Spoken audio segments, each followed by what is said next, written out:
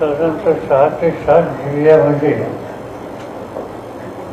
अतिवृष्टी आणि महापुरानं काय अवस्था निर्माण झाली ही आपल्याला काही सांगण्याची आवश्यकता नाही.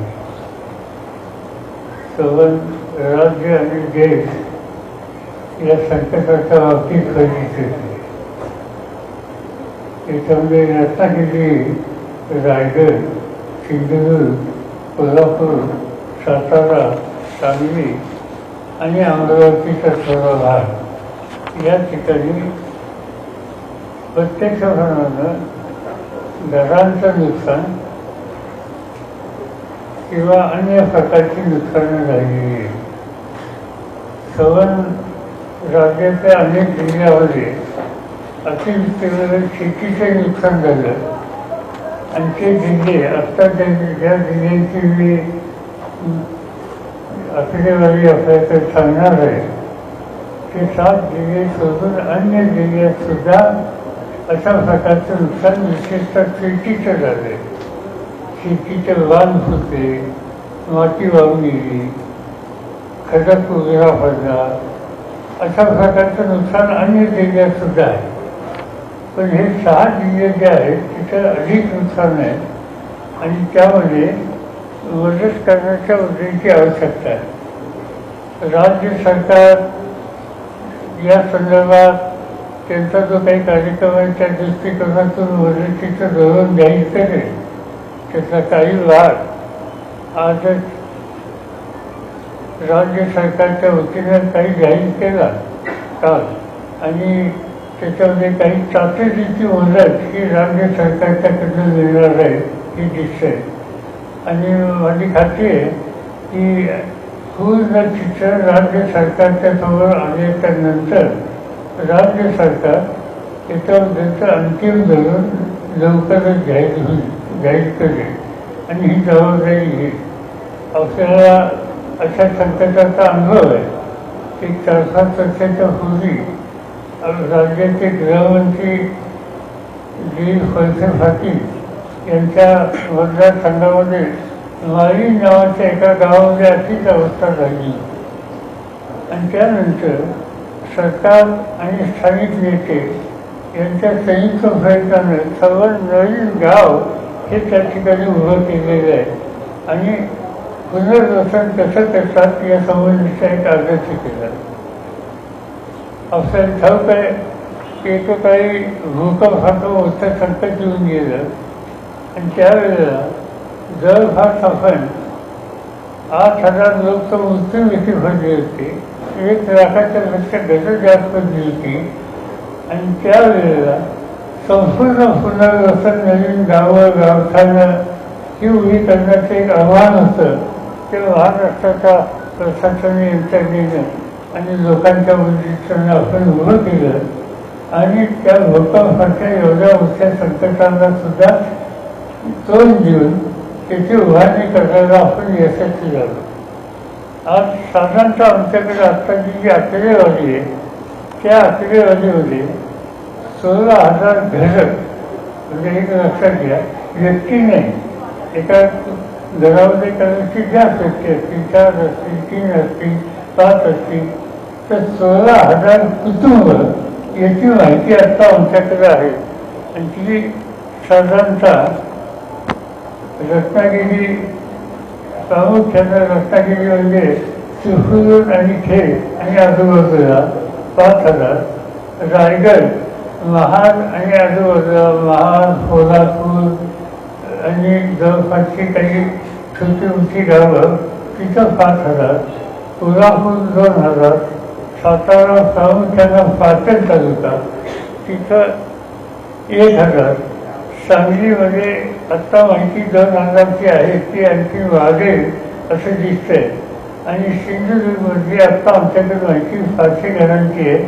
अशी जवळपास 16,000 कुटुंब ही आज या ठिकाणी मदतीच्या संबंधित आपण काहीतरी लक्ष द्यायची गरज आहे आणि त्यांनी आम्ही या ठिकाणी विचार केला. राष्ट्रवादी काँग्रेस पक्षाचे कार्यकर्त्यांना आवाहन केल्याच्या नंतर तातडीनं या सगळ्या जिल्ह्यातल्या कार्यकर्त्यांनी मदतीचा ओघ हा पाठवायला सुरुवात केली. अनेकांनी यापूर्वी काही आता डिसेंट आवाज या ठिकाणी आहेत, त्यांनी ठाण्याहून काही 4-5 ट्रक काही मटेरियल वगैरे यापूर्वीच पाठवलं. आमचे सहकारी देशमुख पण आहेत आज या ठिकाणी आहेत, त्यांनी 5 ॲम्ब्युलन्सेस आज या ठिकाणी सादर केलेले आहेत. अशा अनेक प्रकारची मदत जिल्ह्याचे कार्यकर्ते करतात. पण संघटनेच्या वतीनं राष्ट्रवादी वेलफेअर ट्रस्ट ही जी आमची एक संस्था आहे, या संस्थेच्या वतीनं आम्ही आता असा निर्णय घेतला आहे की 16,000 किट्स तयार करायची. या किटमध्ये 16,000मध्ये घरगुती भांडी, घरगुती भांड्यामध्ये 2 प्लेट थाळी ताट म्हणतो आपण ती, त्याच्यामध्ये 2 पेले फुलभाकर, 2 वाट्या, 2 शिजवायची भांडी, 1 तवा, 1 भात वाढतोय चमचा, भाजी वाटपाची फळी, नाचणे आणि फळफार असं एक किट एकाचा हा या ठिकाणी केलेला आहे. इथे सगळे स्टेनलेस स्टीलचं मटेरियल आहे आणि हा किट या ठिकाणी 16,000 कुटुंबांच्यासाठी वाटप करण्याच्या उद्देशाची खबरदारी त्या ठिकाणी घेतली जाईल. याच्याशिवाय अनेकांच्या घराचं काही अंथरूण फांबरून वगैरे हे जे साहित्याची भिजलं किंवा खराब झालं आणि त्याच्यासाठी एक आम्ही किट तयार केलं आहे. त्याच्यामध्ये एक सत्तरजी त्याची आहे का, एक सत्तरजी आणि 2 साधी सोलापूरच्या आणि असं की आमचे सहकारी महेश गाडेकर सोलापूरवरून हे सगळं मटेरियल या ठिकाणी आणण्याच्या प्रयत्नात आहे. मला वाटतं की त्याचा फायनल लॉस तरी आज रात्री किती 7,000 किट आज येतील. म्हणजे 2 दिवसामध्ये सोलापूरच्या सरकारच्याकडनं हे जवळपास लागणारे 16,000 किट हे या ठिकाणी दिले जातील. याशिवाय करोना प्रतिबंधक मास्क जे आपण सगळे वापरतो ते 2 लाख मास्क हे या ठिकाणी पाठवले जातील आणि ते डिस्ट्रीब्यूट त्या ठिकाणी केले जातील. याशिवाय राष्ट्रवादी काँग्रेस पक्षाचा वैद्यकीय विभाग आहे, मेडिकल सेल, डॉक्टर सेल, त्याचे प्रमुख डॉक्टर काळे आहेत. त्याच्यात डॉक्टर काळे आंबेजोगाई आहे आणि यांची सर्व डॉक्टरांची मोठी टीम आहे आणि जवळपास 250 डॉक्टरांची टीम पथकं हे ठिकठिकाणी माझी गावांच्या मध्ये, मोठ्या वस्त्यांच्या मध्ये आज कॅम्प आयोजित करून रुग्णांची तपासणी, उपचार आणि औषधाचं वाटप हे करण्याच्यामध्ये आज ती जबाबदारी घेतली. त्यांचे काही लोक ऑलरेडी जिल्ह्यात गेले पोहोचले आणि गंभीर आजारी रुग्ण असतील त्यांना सरकारी दवाखान्यामध्ये भरती केली जाईल. या कामांच्यासाठी औषधं आणि या सगळ्या गोष्टी पुरवण्याची जबाबदारी आमचे सहकारी जगन्नाथ शिंदे एक आहेत ही त्यांची जी संघटना आहे, काय त्याचं नाव, ऑल इंडिया केमिस्ट असोसिएशन या सगळ्यांच्या वतीनं जी काही औषधं लागतील ती सगळी औषधं देण्याच्या संबंधीची जबाबदारी त्याच्यामध्ये प्रामुख्यानं ताप, सर्दी, खोकला, उलटी, शौचास संप्रश्न, त्वचेचा रोग, किरकोळ तरुणाच्या जखमा, दुखापती यासाठी लागणारी सगळी जी औषधं ती त्यांच्याकडून वैद्यकीय पथकाच्या मार्फत पोचवली जातील आणि त्याचा उपयोग आवश्यकता असलेल्या पेशंटसाठी केली जाईल. त्याशिवाय मुलं आणि जे घटक आहेत लहान त्यांच्यासाठी बिस्किट आणि टोस्ट याचे सुद्धा 20,000 किट्स हे ब्रिटानिया कंपनी आणि अन्य कंपन्यांच्याकडून आम्ही एकत्र करतो आणि त्या फारसाठी त्या ठिकाणी व्यवस्था करतो. आता साधारणतः राष्ट्रवादी वेलफेअर ट्रस्टच्या वतीनं जो काही कार्यक्रम आता हातात घेतलाय हा कार्यक्रम येत्या 2 ते 3 दिवसामध्ये एक्झिक्यूट करण्याच्या संबंधीची काळजी आमचे सगळे सहकारी करतात. त्याच्यामध्ये आम्ही सहकार्यांच्या जबाबदारी दाखवली. रायगडची जबाबदारी सुनील तटकरे आणि त्यांचे सगळे सहकारी यांच्याकडे दिलेले आहे. रत्नागिरीची शेखर निकम आणि संजय कदम यांच्यावरची जबाबदारी दिलेली आहे. सिंधुदुर्गला अनेक सावंत यांच्यावर दिलेली आहे. सातारला बाळासाहेब पाटील सहकार मंत्री आणि विक्रमसिंग फाटणकर यांच्यावर ही जबाबदारी आहे. सांगलीला आमच्या पक्षाचे अध्यक्ष जयंत पाटील आणि त्यांचे सहकारी यांच्यावर ही जबाबदारी दिलेली आहे. ते आणि त्यांचे सहकारी जिल्ह्याचे या प्रत्येकाचं वाटप व्यवस्थित होती याबद्दलची खबरदारी ही त्या ठिकाणी घेतली येण्याची कामगिरी करते. साधारणतः या सगळ्या आयटमची किंमत ही 2.5 कोटीच्या आसपास आहे आत्तापर्यंत जी येतात पद्धती. आणि याशिवाय कार्यकर्ते जिल्ह्यातून जे काही वेगळी मदत करतात त्याचा काही आम्ही हिशोब ठेवलेला नाही. मध्यवर्ती ठिकाणी इथून जे काही मटेरियल पाठवलं जाईल त्याची किंमत आता 2.5 कोटीच्या आसपास आहे. हे या ठिकाणी मी सांगू इच्छितो. मला असं वाटतं की यापेक्षा काही अधिक सांगायची गरज नाही. आज दौरे करण्याच्यासाठी CM, डेप्युटी CM, पालकमंत्री, विरोधी पक्ष नेते यांनी दौरे केले. यांचे दौरे लोकांना धीर देण्याच्यासाठी उपयोगी पडतात.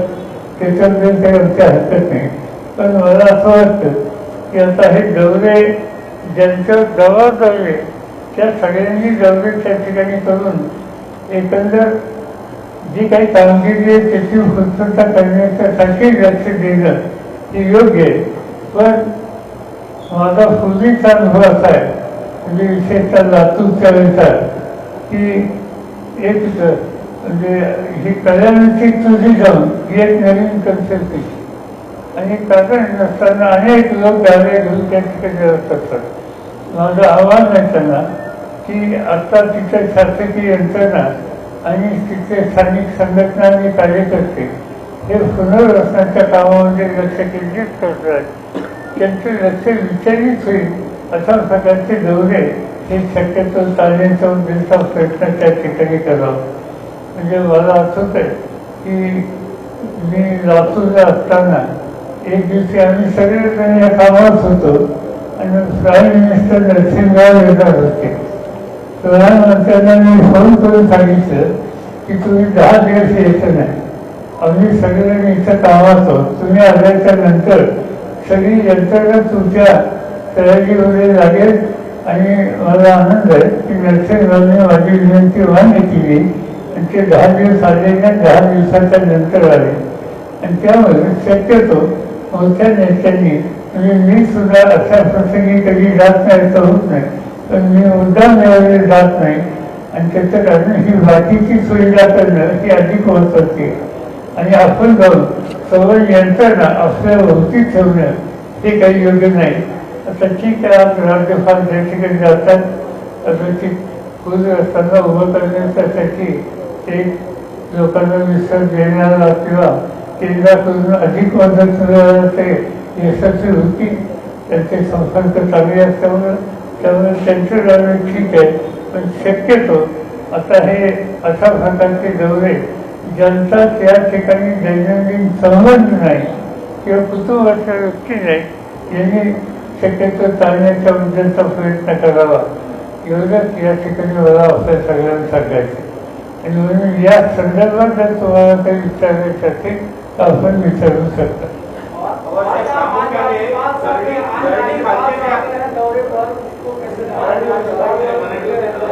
प्रामुख्याने आपण पाटण आणि या भागामध्ये बघितलं किंवा चिपळूणचाही काही भागात काही रायगडचा भाग असतो त्या ठिकाणी दरडी खाली बरीच गावं आहेत.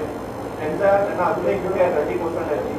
दुसरीकडे पश्चिम महाराष्ट्रामध्ये कोल्हापूर असेल किंवा सांगली असेल अशी नदी काठची गावं आहेत त्यांना कायमच आता पुराचा धोका संभवतो. अशा गावांसाठी कायमस्वरूपी काय तोडगा काढण्याची गरज आपल्याला वाटते का? असं आहे की राज्य सरकार त्या संबंधीचा विचार करते. माझी माहिती अशी की कालच राज्याच्या मुख्यमंत्र्यांनी पहिली बैठक या संबंधीची घेतली. विशेषतः डोंगर सफारी आणि त्याच्या खाली जी गावं आहेत त्या गावांच्या संदर्भात काय निकाल घ्यायचा, त्यांना शिफ्ट करायचं, पुन्हा असा फक्त येऊ नये म्हणून काही काळजी घेतली का? ज्या ठिकाणी प्रत्येक सफारीवर नुकसान झाले सवण गावच उभं करायचे अशी ठिकाणी आता उदाहरणार्थ रायगड डिस्ट्रिक्टमध्ये जितेंद्र आव्हाडांनी जाहीर केलं की हाऊसिंग बोर्डच्या वतीनं महाराष्ट्राच्या वतीनं एका गावाचे तळ्याची सवण जबाबदारी ते घेतात. तर अशी कुठं करायची गरज आहे. याला तज्ज्ञांचा सल्ला घेऊन राज्य सरकार काही निर्णय घेण्याच्या प्रक्रियेत आहे असं मला कालच मुख्यमंत्र्यांनी सांगितलं. आणि तुम्ही म्हणताय तशा प्रकारची काळजी घ्यायची आवश्यकता आहे. आणि याला आणखी एक कारण आहे, वृक्षतोड. ही झाडं तोडली जातात त्यामुळे खूपदा त्या डोंगरावरनं पाणी तसेने थांबण्याच्या आधी एकदम खाली येतं आणि मग खाली असलेल्या गावांना त्याची किंमत द्यायची असते. याचा विचार सरकार करेल. माधव गाडगीळ समितीने या संदर्भात काही अहवाल दिला होता. माधव गाडगीळ समितीने काही अहवाल दिला होता. त्यामुळे पश्चिम घाटाबद्दल फेरविचार करायची गरज वाटते. मला स्वतःला माहिती नाही की सगळे कसं आहे, त्याचे जे गव्हर्नमेंट म्हणून जे निर्णय घ्यायचा अधिकार आहे, जे प्रश्न आहेत त्याचं मी शक्यतो भाष्य करणार नाही. कारण ही मुख्यमंत्र्यांची जबाबदारी, उपमुख्यमंत्र्यांची जबाबदारी, त्याच्या जिल्ह्याच्या मंत्र्यांची जबाबदारी आणि ते त्या संबंधीचा विचार करतायत. आम्हाला त्यांनी कन्सल्ट केलं त्याच्यामुळे आम्ही एकच सांगितले की आम्हाला लॉंग टर्म पॉलिसी करण्याची गरज आहे. आपण अलीकडं यंदाच्या वर्षी गेल्या 100 वर्षात पाऊस पडला नाही एवढा पाऊस पडला आणि त्या परिसरामध्ये पडला असं कधीतरी होतं. पण होतं त्यावेळेला जबरदस्त किंमत द्यावी लागते आणि त्यामुळे आधीच त्याची तयारी केलेली होती. बोला.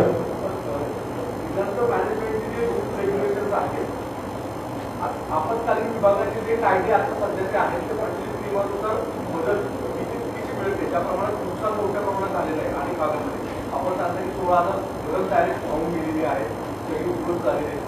आपणास कळत आहे की ग्रामीण भागामध्ये इन्शुरन्स वगैरे अशा प्रकार कुठेच नाही का? तर मुळात या नियमावलीमध्ये बदल असणं अपेक्षित आहे का? आणि अनेक ठिकाणी ग्रामीण भागामध्ये कायदेशीर नियमानुसार घरी बांधली गेली नसतात, पण त्यांनाही मदतीचा प्रश्न उपस्थित होतो. केंद्र सरकार राज्य सरकार कोरडोरी होते या सगळ्या परिस्थितीत. असं की राज्य सरकारला याचा विचार करावा लागेल की जवळपास महाराष्ट्राच्या सगळ्या नद्यांच्या जवळ धोक्याची रेषा कोणती आहे ती काढलेली. त्या धोक्याच्या रेषेच्या पूर्ण रेषा त्याच्या आत बांधकाम झाली ही वस्तुस्थिती आणि त्याबद्दल सरकारला निकाल घ्यावा. आपण मगाशी आता उल्लेख केला की अशा ठिकाणी मंत्र्यांनी पहिला की व्हिजिट जनरली टाळावी जेणेकरून यंत्रणेवरती ताण पडतो. 2-1 दिवसांपूर्वी केंद्राचे मंत्री आले होते आणि मुख्यमंत्री तिथे असताना जिल्हाधिकाऱ्यांची त्यांची थोडीशी शाब्दिक बाचाबाची झाली. मुख्यमंत्री सीएम वगैरे गेले उडत अशा प्रकारच्या भाषेचा प्रयोग झाला. एकंदरीत माझ्या यंत्रणेवर ज्या ताण पडतो आजही राज्यपाल तिथे व्हिजिटला गेले तर या सगळ्या प्रयोगाचे किती परिणाम होते होते? कसं आहे, 2 गोष्टी आहेत. मुख्यमंत्री उपमुख्यमंत्री त्या जिल्ह्याचे पालकमंत्री यांनी गेल्याच पाहिजे. पण शेवटी ग्राउंड लेवल सिच्युएशन काय हे बघणं आणि लोकांना धीर देणं ही जबाबदारी. पण आता आम्ही सगळे जायला लागलो.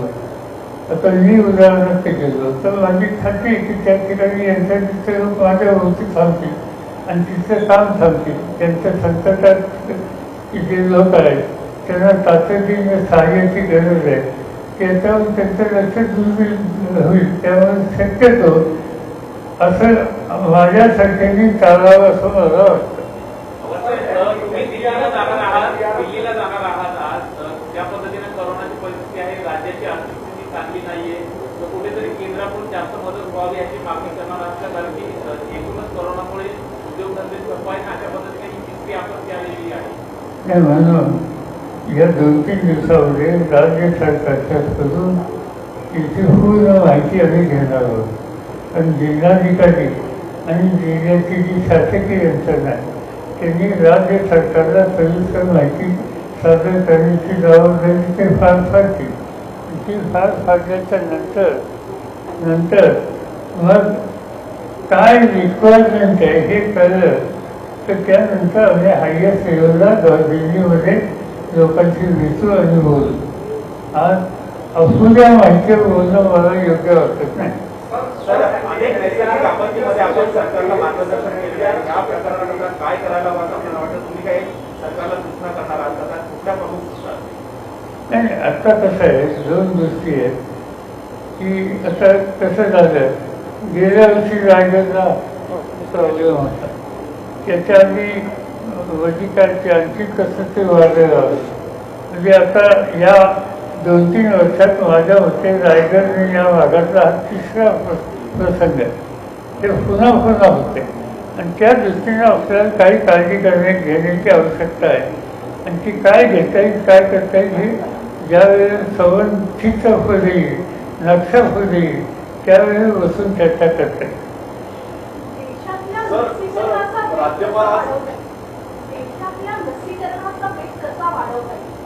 लसीकरण ते नंतर विचारा.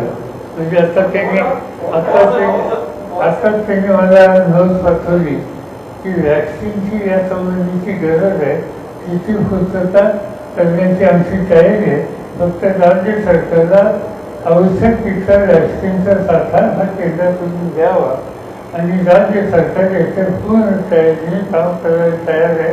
आतापर्यंत 1 कोटीच्या पेक्षा 4 कोटी 4.5 कोटी लसीकरणाचा कार्यक्रम राबवला आलेला आहे आणि आणखी राहिलेला राबवायची किती तयारी.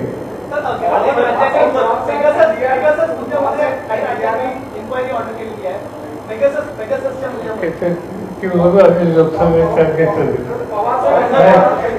त्याची चर्चा इच्छा मी करणार नाही. त्याच्यासाठी आमचं व्यासपीठ सध्या चालू आहे, म्हणजे चालू राहील तेव्हा त्याची चर्चा दिलीच होईल. आज या ठिकाणी महापूर त्याच्यावर होणारं नुकसान, बाधित झालेले लोक याचा बाहेर जाण्याची माझी इच्छा नाही. मात्र सरकारी पक्षाचं एकही आमदार नाहीये. जे भाजपचे निलंबित आमदार आहे आशिष शेलार यांना सोबत घेऊन गेलेला आहे. संविधानिक आहे काय? राज्यपाल आज पूरग्रस्त भागाची पाहणी करायला गेलेले आहेत, मात्र सोबत जे भाजपचे निलंबित आमदार आहेत आशिष शेलार यांना सोबत घेऊन गेलेले आहेत. सरकारी पक्षाचं प्रतिनिधी नाहीये. ठीक आहे, त्यांना ज्यांचा विश्वास असेल त्यांना घेऊन गेले. त्यांच्यामार्फत त्यांना लोकांचे प्रश्न सोडवायचे असतील त्या भावनेत ते गेले. मला त्यापेक्षा इथं जी केंद्राची मदत आली ती मदत मिळून द्यायला राज्यपालांचा उपयोग व्हावा अशी अपेक्षा आहे. NDRF का जो निकष है उसको लेकर राज्य सरकार लगातार कह रही है कि 12-13 का जो नॉर्म्स बनाया गया उस हिसाब से महाराष्ट्र में जो आपदा के बाद जो उसको राहत देना होता है वो कम है, इसलिए सेंटर को NDRF की मदद का जो राशि है उसको बढ़ाने की जरूरत है. क्योंकि अब इस समय सेशन चल रहा है. क्या सीधी बात यह है कि टोटल नक्शा जब महाराष्ट्र सरकार के सामने आएगा, कहाँ तक मदद करने की आवश्यकता है, कहाँ तक केंद्र सरकार से मदद की आवश्यकता है, ये टोटल नक्शा जब आएगा इसके बाद भारत सरकार के साथ बातचीत करनी होगी. मुख्यमंत्री वो करेंगे और हम जो पार्लियामेंट के सदस्य हैं इसे मदद करने के लिए उनको सहयोग देंगे. या जो कोई यहाँ से महाराष्ट्र से चुनकर हुए खासदार है पार्लियामेंट के मेंबर है, भले कौन सी भी पार्टी को हो, तो पॉलिटिकल पार्टी का सोच मन न रखते हुए हम मिलकर यहाँ भारत सरकार की मदद कैसे मिलेगी इस पर ध्यान देंगे. ममता बॅनर्जी फार्म घेऊन 4-5 दिवस दिल्ली दौऱ्यावर आहे. वेगवेगळ्या राजकीय नेत्यांची भेट घेतली. तुमची भेट आहे का त्यांच्यासमोर? माझ्या माणसांचा एक गेल्या आठवड्यात फोन होता की मी येणार आहे आणि आपल्याला भेटायचं म्हणून. कदाचित उद्या भेटू. भागातील गाव आहेत काही मला त्यांना पुराचा धोका प्रत्येक पावसात ज्या गावांना पुराचा धोका असतो अशा गावांचं कायम स्वरूपी पुनर्वसन शक्य आहे. काही प्रमाणात शक्य आहे. आता माझ्या कानावर अशी गोष्ट आली की ज्या गावात सगळ्यात जास्त नुकसान झालं तळे, आता त्या ठिकाणी एक प्रस्ताव आला की